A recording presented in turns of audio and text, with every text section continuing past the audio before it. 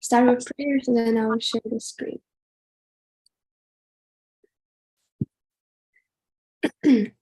Jaya Rama Jaya Kunjali Hari Jaya Gopi Jana Vallabha Girivarathari Yashodanandana Braja Jana Ranjana Yamunatira Vanachari Yamunatira Vanachari Yamunatira Vanachari Om Jnanatirandasya Jnananjana Shalakaya Chakshurunmitam Yena Tasmai Shri Gurave Namaha Nama Om Vishnu Padaya Krishna Prasthaya Bhutale Srimate Bhaktivedanta Swami Niti Namine Namaste Saraswati Deve Gaurani Pracharine Nirvishesha Shunyavadi Pashtutyadarsatarine. This is a prayer by Surdas, which is an exalted Vaishnava poet. I offer my obeisances to my spiritual master, who gave me beautiful Kanti Mala, effulgent tilak, the beautiful form of a devotee, and who offered me the shelter. In one hand, he is holding my hand, and with his other hand, he is holding the lamp of knowledge, which helps me to cross over the dark ocean of the material world. Surdas says, my Guru deserves the greatest respect because only he can rescue one in the blinking of an eye. I bow to him again, again, and again. Jaya Shri Krishna Chaitanya Prabhu Nityananda Shri Advaita Gadadhara Shri Vasadi Shri Gaura Bhakta Vrindai Hare Krishna Krishna Krishna Hare Hare Hare Rama Rama Rama Hare Hare. And before we read Bhagavatam, Om Namo Bhagavate Vasudevaya. Om Namo Bhagavate Vasudevaya. Om Namo Bhagavate Vasudevaya. Okay. Thank you for tuning in with me. I would like to beg everybody gathered here virtually or non-virtually somehow in the temple to give me blessings. I can speak something pleasing and beneficial and truthful and not deviating from our lineage. And yeah, it's a very big thing to speak, especially about this canto. So I definitely don't feel qualified. And with that, I will just share the screen and we will go ahead.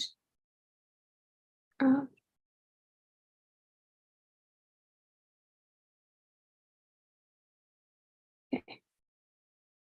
So we are reading from Srimad Bhagavatam, Canto 10, Chapter 29, Verse 14. Nirnam nikshaya sharthaya vyaktir bhagavato nirpal avyayasya pramayasya nirgunasya gunatmanah.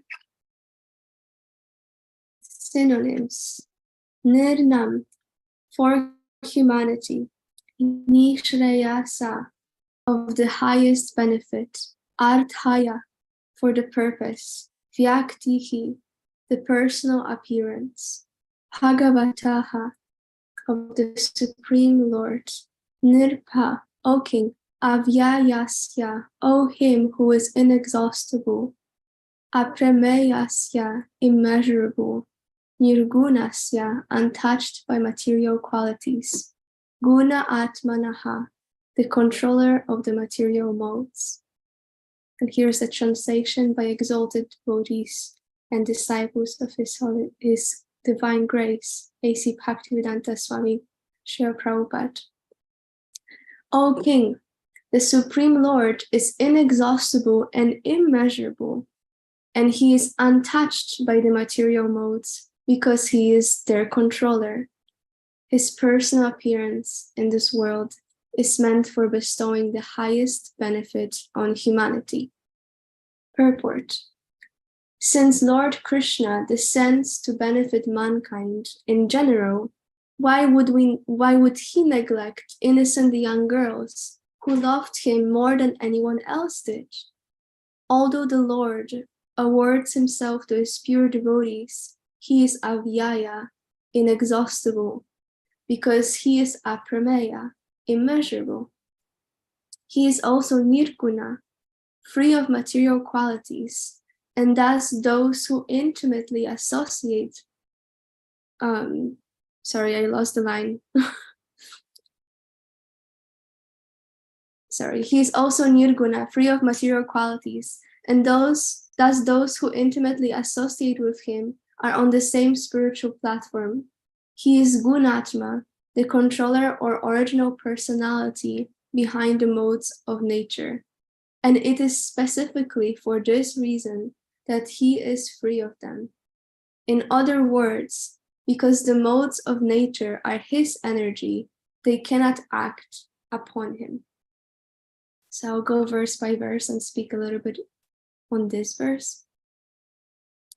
First, this specific part of this chapter is a very beautiful reminder that Srimad Bhagavatam is a dialogue between King Parikshit and Shukadev Goswami, who is a perfected 16-year-old personality with a bluish skin complexion.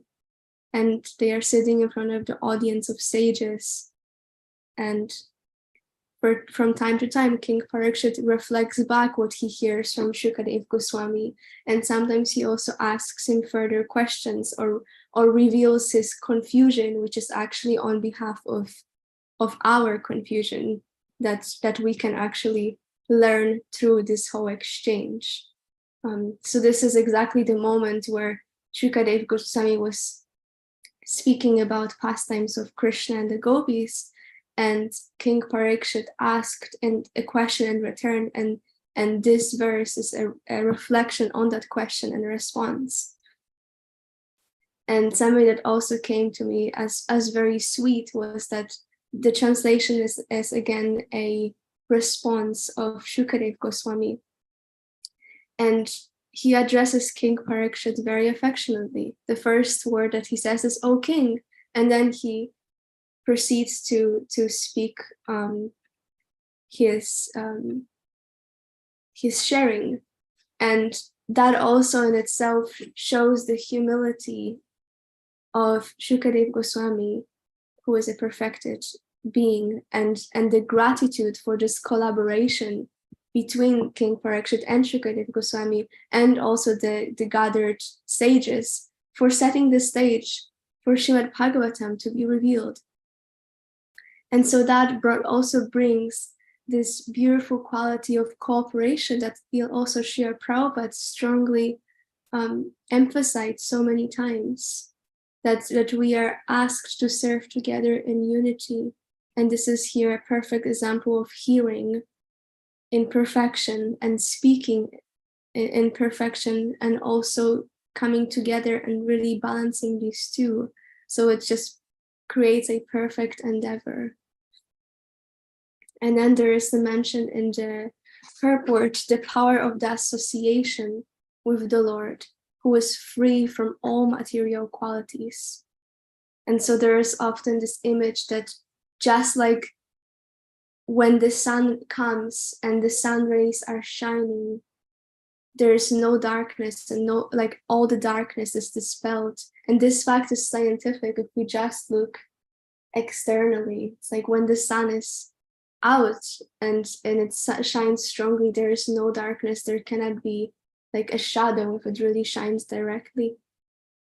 And so the same way on the spiritual platform, there is this very hopeful here certainty that when we are associating with the Lord, because he is all pure and he cannot be contaminated, and because he is beyond the modes of material nature, it means that inevitably by our association with the Lord, we also coming closer to being out of illusion, and the illusion being dispelled, or the ignorance being dispelled.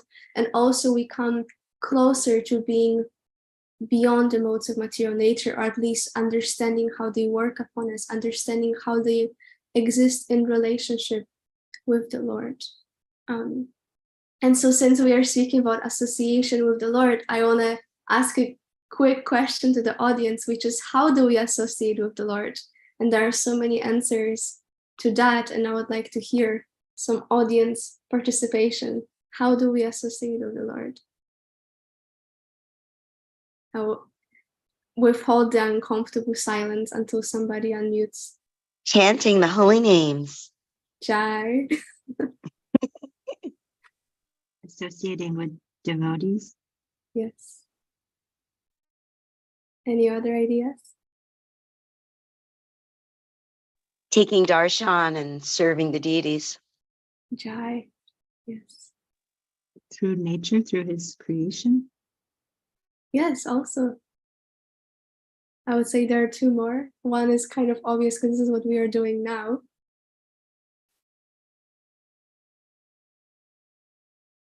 Hearing what he has to say, following his instructions.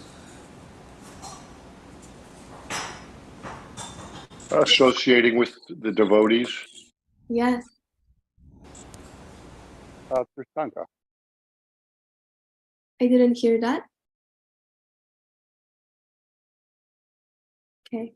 Yeah, and it's also reading and hearing, which is, yeah, hearing his instructions. Srimad Bhagavatam, Bhagavad Gita, all the exalted scriptures, they are a way of associating with the Lord. So yes, thank you so much for these answers. Exactly, there are so many ways in which we are given an opportunity to associate with the Lord. Also through his devotees, also through chanting, through hearing, through taking darshan of the deity, through remembering him. And that also brings me to exactly the potency of chanting, the importance of chanting, which is, again, the holy name is non-different from the Lord. And I've heard there are so many different definitions of like the begging of the Mahamantra, and different acharyas kind of shaped their prayer a little bit differently, because of course, because the holy name is a person, then through chanting, our interaction can have slightly different moods, but they're actually always a form of begging.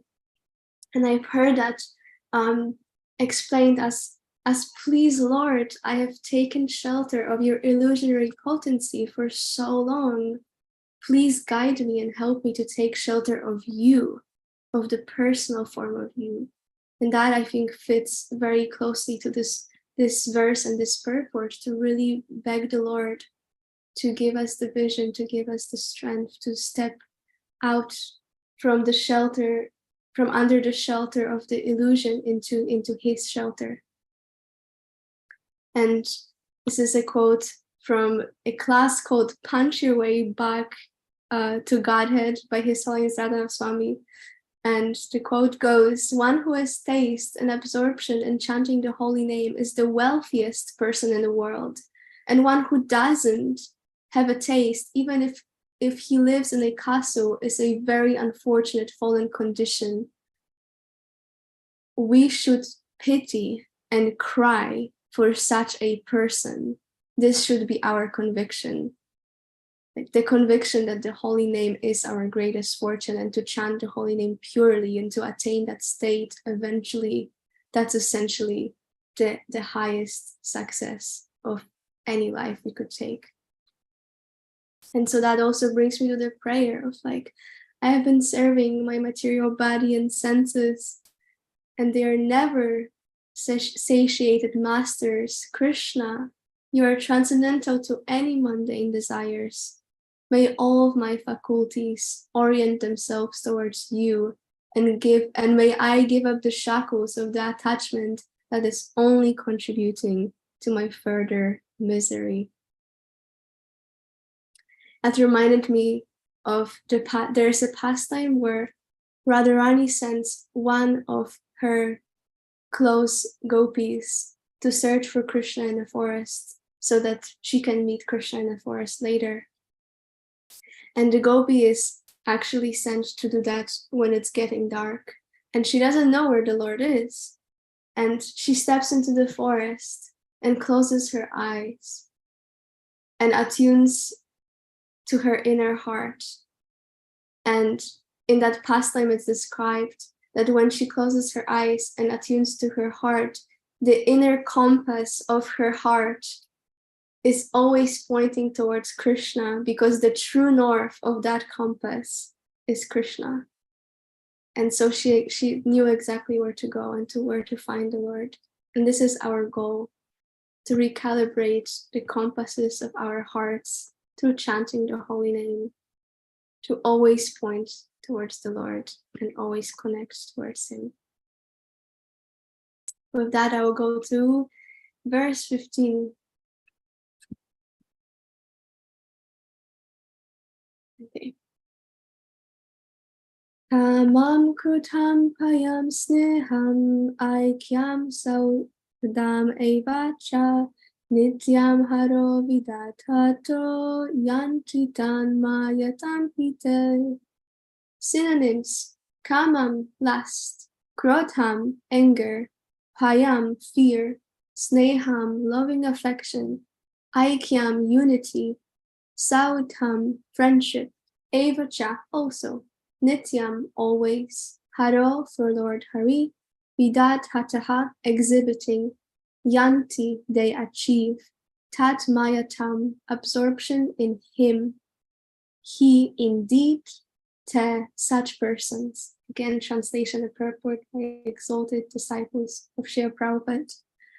Translation: persons who constantly direct their lust, anger, fear, protective affection, feeling of impersonal oneness, or friendship towards Lord Hari are sure to become absorbed in thought of him. Purport: this is a very beautiful purport. Lord Krishna is pure spiritual existence, and those who somehow or other become attached to him, absorbed in thoughts of him, rise to the spiritual platform. This is the absolute nature of the Lord's personal association. With this verse, Shukadev Goswami answers King Parikshit's question about the gopis. After all, Shukadev Goswami has begun to narrate Krishna's most intimate pastime, the Rasa dance, and Parikshit is cooperating to remove the doubts of others who are hearing or who in the future may hear this astonishing story. Srila Madhava Acharya has quoted a statement from the Skanda Purana that emphatically declares persons like the gopis to be liberated souls beyond the pale of material illusion. Bhaktya hi nitya kamitvam natu muktim vina bhavet ata kamita yavapi muktir bhakti matam haro. Which translates to eternal conjugal attraction to Krishna, expressed in pure devotional service, cannot develop in one who is not already liberated. Thus, those who are devoted to Lord Hari, even in conjugal attraction, are already liberated. Srila Madhavacharya then quotes from the Padma Purana to clarify the essential point that one cannot be liberated simply by lusting after the Lord Krishna, but rather only by possessing conjugal attraction in pure devotional service. Sneha bhakta hasada devaha kamitsenap sarastriyaha Kashchit kashchinna kamena bhaktya kevalayayvatu. The demigods are always affectionately devoted to the Lord, and the young ladies of heaven called Apsaras have lasting feelings towards him, although some of them have pure devotion for him, untamed by material lust. Only these latter Apsaras are ready for liberation, because without bona fide devotional service, one cannot possibly achieve liberation. Thus, devotional service is not yogyam or appropriate unless free from material lust. One should not take cheaply the gopis' achievement of personal association with Lord Krishna in a conjugal relationship. To show the gravity of direct relationship with the Lord, Sri Madhavacharya has quoted the following verses from the Varaha Purana. Patit Venashriyo Pasyo Pramaname Piteti Cha Vitamahatya Nisyam Tridarsanam Janardanaha. The goddess Lakshmi worships Lord Janardana as her husband. Lord Brahma worships him as his father, and the other demigods worship him as their grandfather. Prapichamaho me Bhagavan iti sarva janasya tu Guru Shri Pramano Vishnu Suranam cha Guror Guru. Thus people in general should think the Supreme Lord is my great-grandfather. Lord Vishnu is the spiritual master of Brahma, and thus the guru of the demigods. Gurur Brahmasya Jagato Daivam Vishnu Sanatanaha Ityeva Pasanam Karyam Nanathatu Katanchana. Brahma is the spiritual master of this universe, and Vishnu is the eternally worshipable deity. With this understanding and not otherwise, one should worship the Lord. The above injunctions apply to Sarvajana, all people in general. Thus one should follow these injunctions until one achieves the exalted platform of intimate relationship with the Supreme Lord. There is abundant evidence that the gopis of Vrindavan were highly elevated, liberated souls, and thus their pastimes with Krishna are pure spiritual affairs. Keeping this in mind, we can truly understand this chapter of Srimad Bhagavatam. Jai. And I will speak a little bit about this.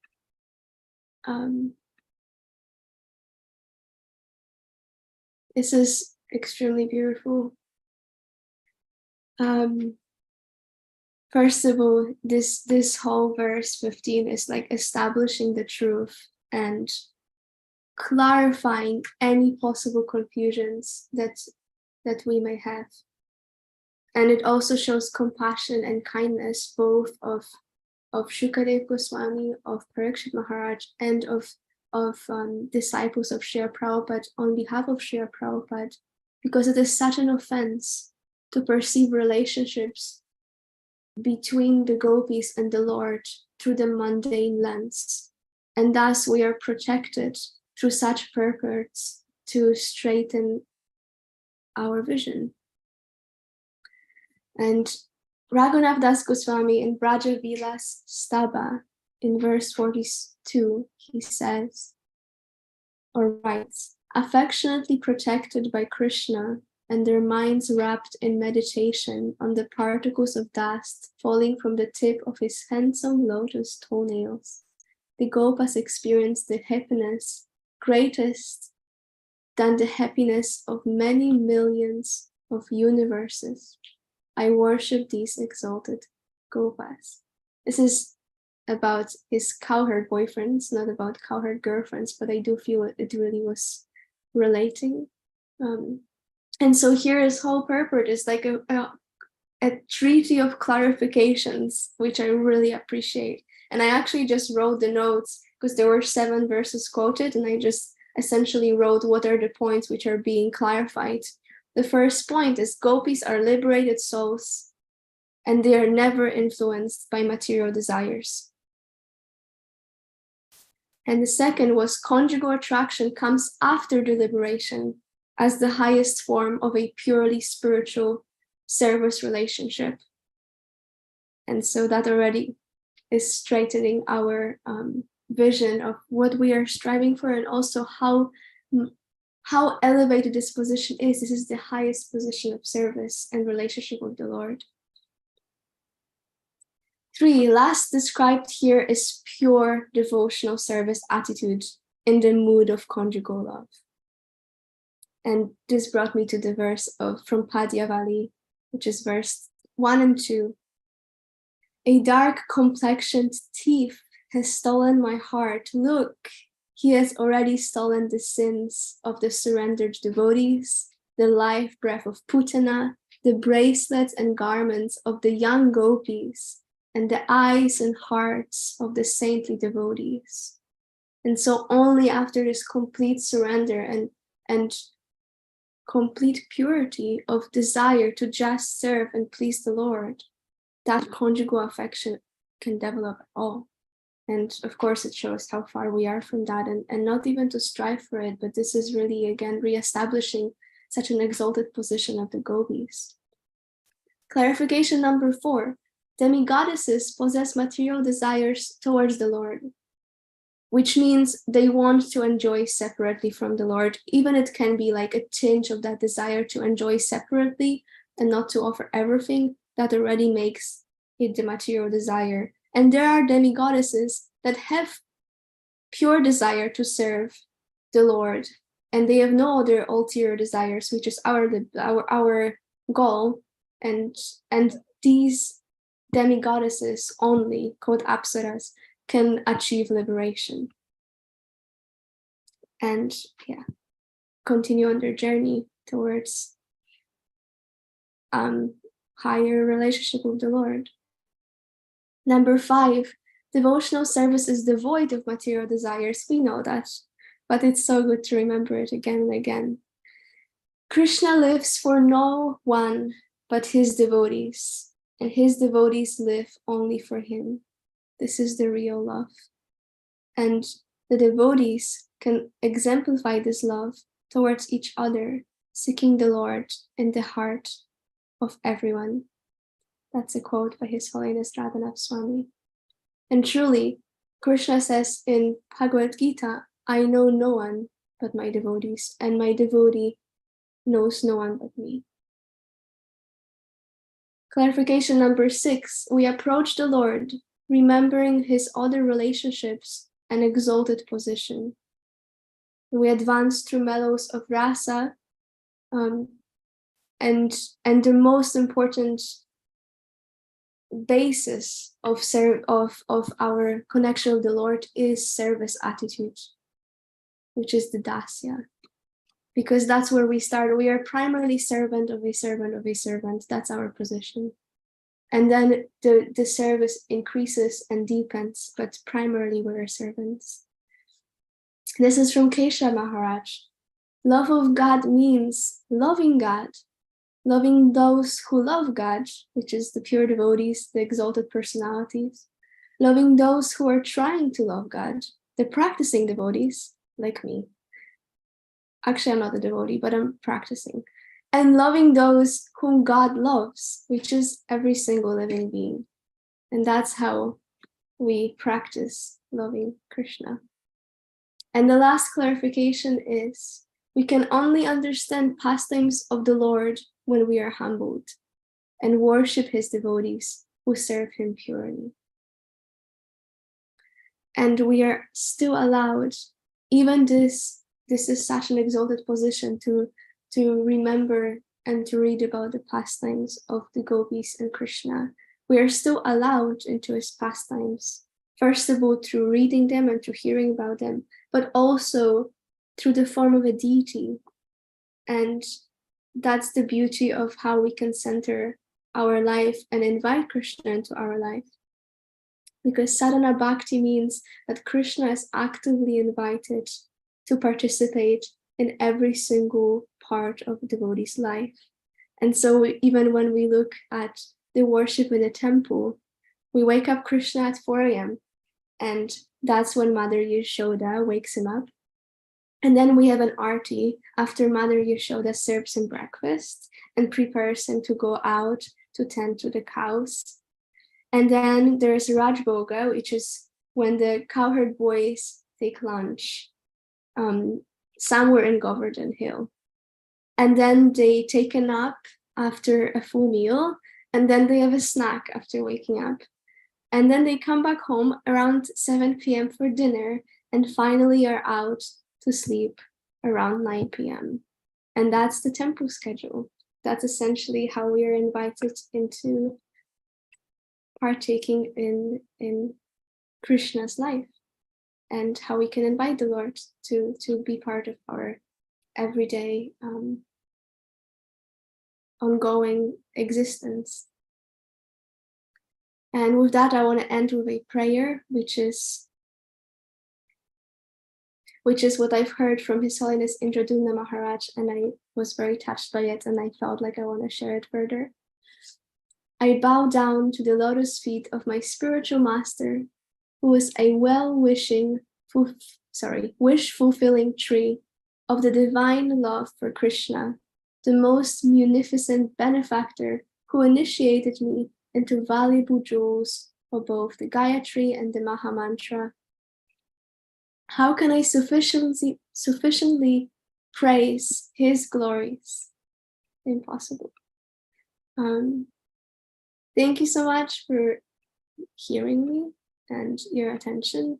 And I just want to open the floor towards reflections, corrections, comments, questions. And if there was anything that I said that was pleasing, I would like the credit to go towards my spiritual master. And if there was something that was displeasing or untrue or needs a correction, that is totally on me and my own ignorance that will take lifetimes to correct. So, thank you so much. Thank you, Ananda Manjari. Beautiful class. And you are beautiful. Okay. So let's see if there's a question or a comment. And in the meantime, I'd like to share my reflection. When you were talking about Krishna, how Krishna is above the modes, he's in charge of the modes, and we are under the modes. And I was thinking, how does Krishna even relate to us? We're way down, we're under the modes. Krishna doesn't know what it's like to be crippled by selfish desires, by ulterior motives and all that. How does he really relate to us? And then he describes so wonderfully how one can engage in a relationship with Krishna by chanting, hearing, taking prasadam, hanging out with the devotees, doing service together, serving the Guru. So thank you very much for that. That's my takeaway. And with this, I am inviting Ekeshwara Prabhu to share his reflection. What are you taking home with you, Ekeshwara? Come up.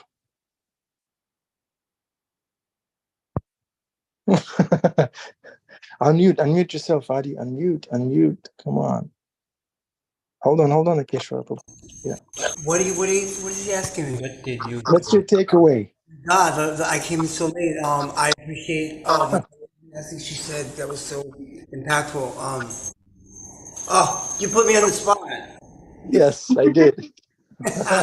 That's because we love you, Ekeshwara Prabhu. No, the last is like, oh my gosh, no, I bail me out of this. Right. Hare Krishna. Adi, bail him out. Share something. What's Save Ekeshwara Prabhu, say something.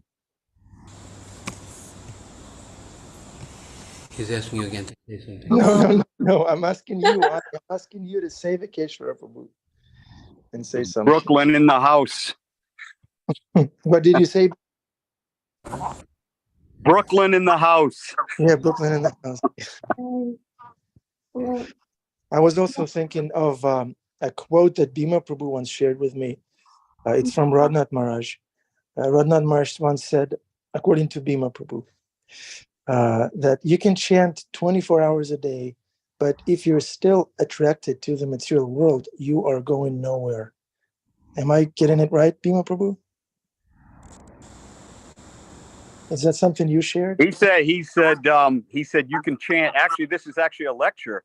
And he doesn't say it often because it's very scary. And that is, you can chant 24 hours a day, lifetime after lifetime. But if you're still holding on to trying to enjoy this world, you will go nowhere. That's true. Sure. It's like rowing. I'm always remembering the rowing in a boat with its anchor down. You get big arms. You get big arms, a wide sweeping back, but you didn't get across the river.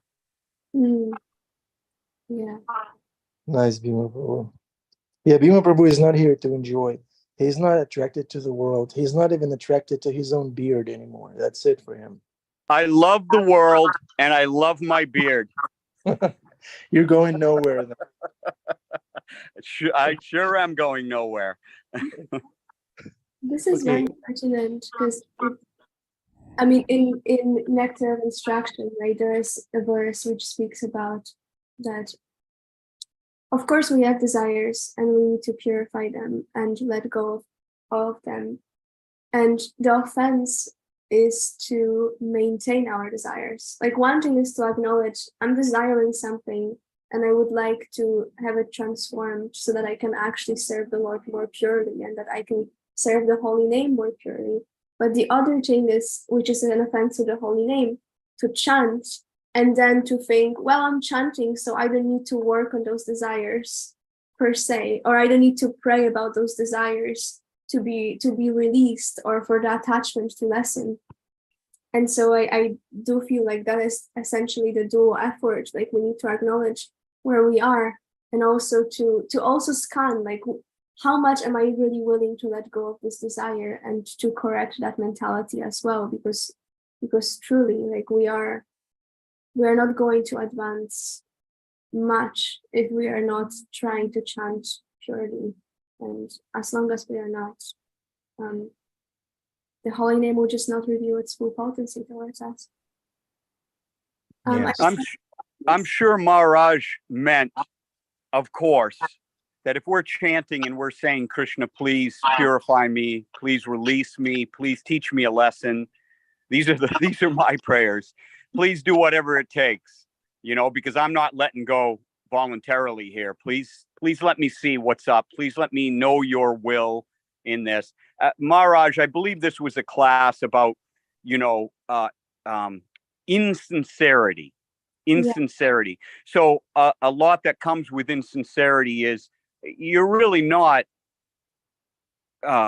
deeply praying to Krishna to bring on whatever it takes to help you to let go of something that you may not even see that you're attached to. That's the big thing, is Krishna, whatever you want to do with me, whether it's painful or if you want, right? Brokenhearted by not being present before me. You can kill me. I mean, we think that these prayers for ourselves are hyperbole Lord Chaitanya made, but ultimately we are, if we want to get purified, we're going to be handled very roughly. Mm-hmm. It's going to be an embrace, but it's going to be really rough. Haribol.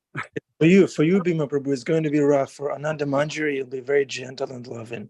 Yeah, you're right. Never a truth has been spoken. Okay, Andrea and Jamuna Jaya had Andrea. Jamuna Jaya had her hand up first. Thank you. Haribol. Thank you. Just a couple small things I want to say. First, Kishore can't, he's so humble he can't speak for himself because he's always for service. So he's probably serving even while doing it. So I know his goodness in it. So that's probably why he could not speak. I was just really loving it made me think of the simplicity of Krishna consciousness when you went through that's our darshan schedule. That's the deity schedule. It's given for us. These are the times to remember. This is the time we associate. And even if we're not at the temple, like, we know the times. And as we go through our life, this is how it associates. As I'm eating, I'm offering my food. I'm eating with Krishna. As I'm reading about Krishna. So it really, the setup is there for us. My Guru Dev always says that so that bhakti is easy. It's not committing offenses, which is the hard part, and that's what derails us. So I was just really appreciating that. And then one last thing that I always think whenever Ananda Manjari speaks is that thank you, Krishna, for giving us our very own gopi to associate with us. And I mean, I don't, for the moment I met you, I'm like, who is this angel? So thank you for blessing us. Hare Krishna. Yeah, what I'm hearing is just like, how do we finally step out of our own way? Because Krishna gives us everything to come close to him and to like truly develop a pure attraction and devotion. And we are just continuously stepping in the way of that happening by the offenses and by anarthas. And so it's like, how can we actually just make it easier and easier for that remembrance to happen and for the attraction to happen, and that we actually can just really focus on chanting and hearing and associating with devotees and remember how simple it can be. Dear Andrea, I would like to hear you. Hare Krishna, dear Ananda Manjari. I'm so sorry, I don't have my video on. I'm not feeling well today. First off, I also want to honor, I saw that Bava had their video on briefly, and they were in the hospital. So I don't know them, but I just wanted to offer, if we could offer our prayers, maybe say a Maha Mantra for them. I don't know what's going on, but just honor the fact that they're in the hospital and they still come to Srimad Bhagavatam class. That's just so amazing. So Hare Krishna, Krishna Krishna, Hare Hare, Hare Rama, Rama Rama, Hare Hare. And then I also got a message from someone who participates in our classes who asked if I could read it anonymously. He said, please chant for me. I am dealing with an overwhelmingly stressful and terribly horrible situation that is too much for me to handle. I am seriously falling apart at every moment. I cannot live this way. I have zero peace, and I truly do not see where the Lord's grace is in this situation to get me through, or even in my life in general, to stop having all of this piled on top of me. So they're asking for our prayers, and I'm just wondering also if you have anything you can say to them at this time of need. And thank you so much. Love to everyone. Thank you so much. Wow. Actually, what I have to say is gratitude for coming here and stepping into the community and togetherness and seeking the shelter of devotees, even by stating that we are struggling and that there are things happening. And yeah, I honestly feel like I'm not qualified to support anybody, but I can always beg towards my spiritual master and Krishna that they are supported and guided and held. And I also see it as a very beautiful choice of you, Andrea, to bring it to the group and also attract that collective endeavor and prayer towards these individuals and anybody who is struggling, because we are all struggling to some extent. And so with that, I'm feeling compassion and a sense of wanting to serve and pray and do my best to be of support.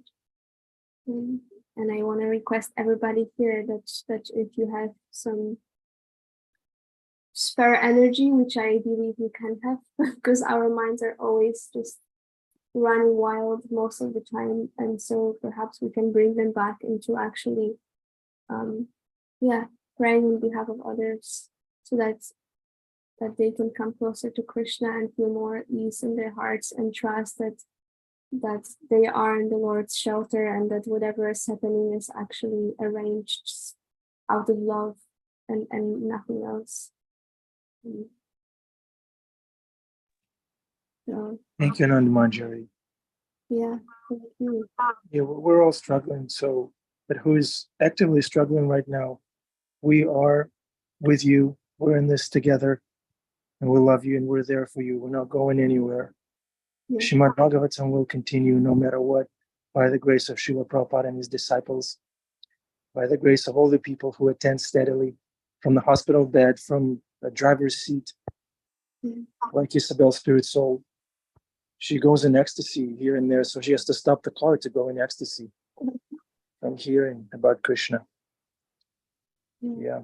It's really like when we're meant to practice, which is in the best of times, can we remember Krishna and be grateful and see Krishna's hand in that situation? And in the worst of times, can we also see Krishna's hand in that and remember Krishna and realize like, yes, this is my time to come closer as well.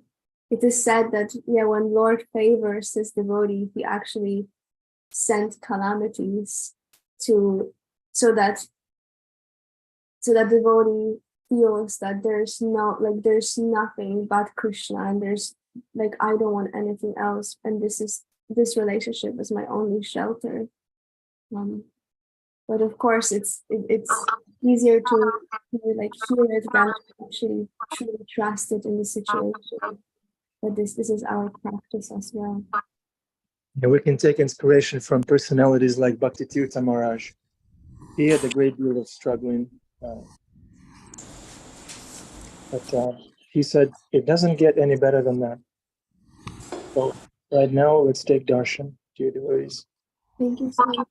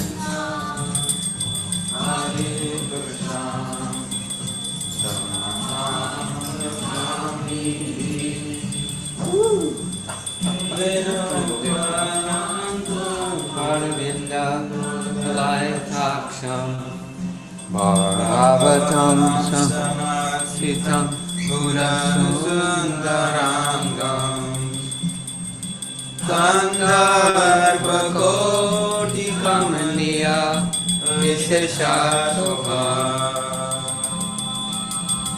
Govinda Adipurusham Tamaham Kami Govinda Adipurusham. Okay, I have to move the vehicle. You can come if you like. I have to go because we have to move the vehicle. You can stay. Okay. All right, Ananda, Manjari, wonderful class. Thank you very much. Thanks everyone who participated by tuning in. Yeah, I want to add just a comment from there, which I think is very pertinent. Yeah. Just that to remember that when we are struggling, we take shelter of the Lord, and also can use help like therapy or other resources. And I just wanted to bring, I asked Devamrita Maharaj, how do we support devotees who are deeply struggling, and or other people and who may not be devotees yet or not practicing? And he also responded saying that first, we of course take shelter of the Lord, but also we have tools that we need to take care of, like our body and our mind is our tool. And so in that way, we also need to respectively care for those tools. Like if we are injuring our leg, then we need to go to the doctor that is also a professional in that. And so in that way, we holistically care for ourselves as well. And thank you, Andrea, for putting the crisis line. That's very important. So I feel complete in that sharing, unless there is any other question or comment. Thank you, Andrea, for putting all those links. Ananda Manjari, maybe you could put those links in the comment section on YouTube. I was in the bathroom at the Bhakti Center recently, and I saw a sign that says, if you're in an abusive relationship, call 911 and or communicate to Isabel Spirit Soul. She's an abusive relationship focal point for the Bhakti Center community. Thank you, Isabel Spirit Soul, for this service. Okay, here comes Angel. The only thing that Angel needs is love. So let's all give him love. Yeah, Angel, we love you. Okay, we love everyone in this call, everyone on YouTube. Come again tomorrow. Ananda Manjari Ki Jai. Thank you so much. Hare Krishna. So tell about Ki Jai. All the Gadi Vaishnavas Ki Jai. Jai.